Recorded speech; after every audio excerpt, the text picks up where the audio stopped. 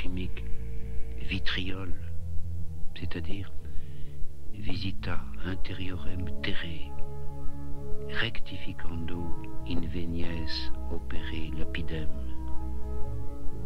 descends dans les entrailles de la terre, et en te transformant, tu trouveras la pierre cachée.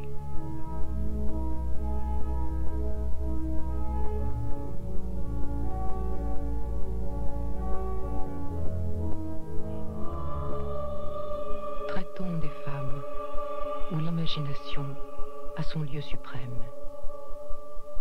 C'est bien l'imagination qui confère au pelage des bêtes les teintes qu'ils portent, et non la grossesse naturelle.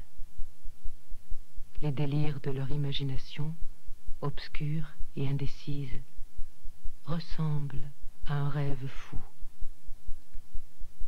La spéculation suprême des bêtes qui portent concerne leur propre image qu'elles aperçoivent réfléchie dans l'eau, car l'imagination s'exerce toujours au mieux par l'intermédiaire de l'eau, et souvent par celui de l'habitude, témoin dans les pays aguâtres dont l'origine est plus l'imagination habituelle que d'autres phénomènes naturels.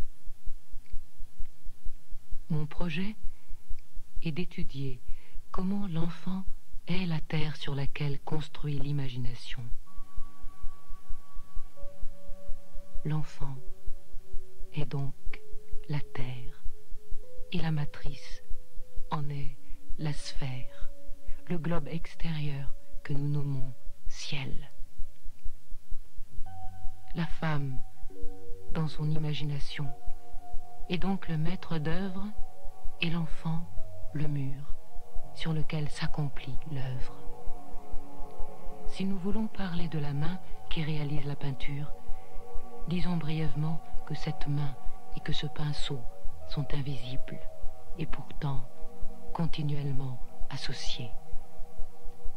De la même manière que la vache se dirige vers l'abreuvoir, que chaque maître va qu'à son métier et qu'il va sur son chantier, la main de l'imagination et les outils de l'imagination s'appliquent à la cellule où se trouve l'enfant.